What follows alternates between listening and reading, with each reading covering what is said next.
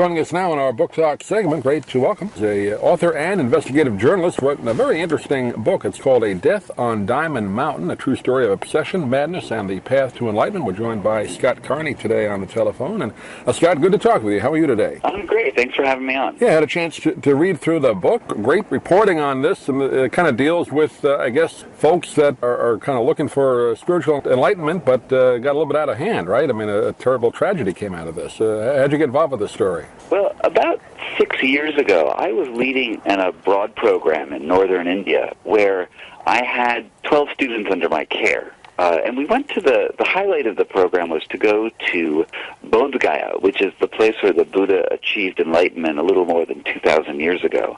We were going to do a 7-day silent meditation retreat, and we were going to learn about compassion and enlightenment and the way of mindfulness and the way of taking every moment not for granted. And after the retreat, my very best student on the program, a woman named Emily O'Connor, I met with her afterwards, and I asked her, what did you think of the experience? And she said it was the most profound and moving and wonderful experience of her life.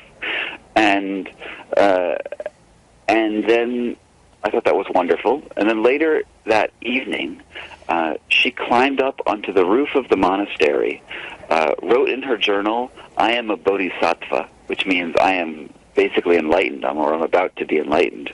And then she jumped off the roof of the building and killed herself. Mm-hmm. And that was the moment where I was, shocked and terrified that this could happen. And I didn't understand how something that was supposed to be such an unequivocally good thing, transcendence and enlightenment, how that could go so horribly wrong for this one person. And I spent the next 6 years collecting journals and accounts of different people who had very similar experiences, and I found a pattern of people who went into intensive spiritual retreats or prayer or looking for to understand the internal clockwork of the universe, and either end up institutionalized or dying on these quests. And it's one of these things that's never really talked about publicly, and I'm trying to shed a light on that. You usually don't hear about these stories until obviously after they happen, or kind of researched later on or investigated later on. But quite a bit of this goes on, unfortunately, right? Not necessarily Absolutely. just in the Buddhist. I guess this is kind of a Tibetan Buddhist situation, but not always. Not that religion all the time, right? No, it's every religion. I think the thing about the book is that it's really about a universal issue that every human struggles for, is that we don't know the ultimate answers of life and death. After death, there's no understanding of whether that's the end or we're going to go on. We only have faith to guide us. And people who become obsessed with knowing that, sometimes they might in their journeys feel like they have an answer. And, whether that means you turn into someone like ISIS, who believes that heaven is waiting for them if they just commit lots of terrible, atrocious acts in the Middle East, or someone who, for instance, takes her life, like my student, or someone who comes out of it with great spiritual understandings and really does become a more well-adjusted.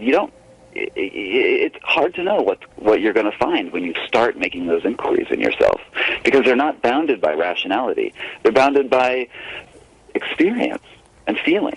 Yeah, I think whether you believe in heaven or not, I guess most people do, but even if you do, you don't want to get there right away, right? It's an eventual result, not right away. And a lot of these folks that go through this, I guess they feel it's better to go wherever they're going to go now than wait, right? Sure. Well, if you believed, and as these people did, that the world that we live in, I think is not real.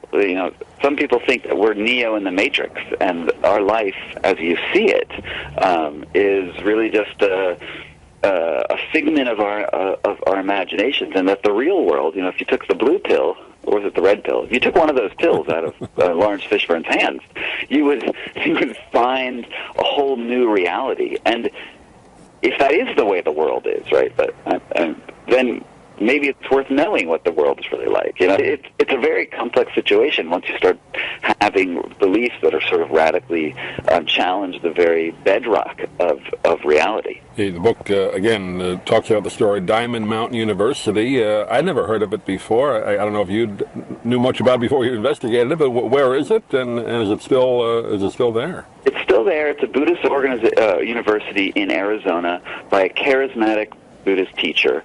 And after my student died, I started investigating different cases of spiritual madness. And I found this instance where a young Stanford graduate who's really promising, really good at languages, and inquisitive fellow ended up trying to seek enlightenment on a mountaintop. He was accompanied there by his wife, the woman who had been dubbed a goddess by the group. Her name is Lama Christy McNally. And the weather is very harsh there. It's very difficult terrain. And he got sick. And she had with her a cell phone and a spot locator beacon where she could press a button and they would call in the helicopters to go take them off the mountain. But she really, really wanted to reach enlightenment. They both did, and they saw the sickness as a manifestation of their spiritual path. So rather than going out and calling for help, she tried to heal him with her powers and understand the sickness, much like a Christian scientist might. Mm-hmm. And over the course of 3 days, first he was blanched white, then he turned purple, then he was hitting himself on his head out of frustration, and then he died, and she never pressed the button. And I wanted to understand how someone could get to that point, that a spiritual insight could be more valuable than someone they loved life. And it's one thing to take your own life, right? But to actually let somebody who you love die in front of you, that must be a terrifying and terrible and difficult thing to go through. Right. And she did it. And so the whole book is trying to understand how she got to that place. And then I'm also exploring how American Buddhism formed, how in the West we come up with these explanations, and what Americans are searching for on our own spiritual paths. The person who died, his name is Ian Thorson. That was 3 years ago, 2012. Any criminal charges ever been pressed on this, or what's the story as far as that goes?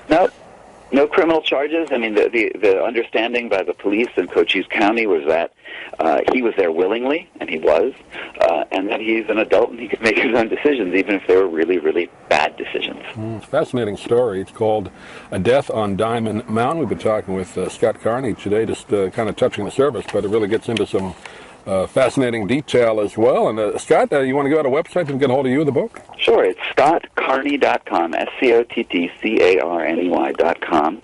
And A Death on Diamond Mountain is available at Amazon and at Barnes & Noble and, everywhere that you can buy a book. Great. We also have a link to Amazon on our website. But, Scott, appreciate you taking a few minutes. Enjoyed the book, and good luck with it, and hopefully we can talk to you again. Thanks for being with us today. Thank you. If you'd like to order the book we're talking about, please go to DougMilesMedia.com and enter the author's name in the Amazon search box. Thank you for listening. Please come back soon for more conversations here at DougMilesMedia.com. This has been a presentation of Doug Miles Media, all rights reserved. You can listen to or download previous programs at iTunes, Stitcher.com, or DougMilesMedia.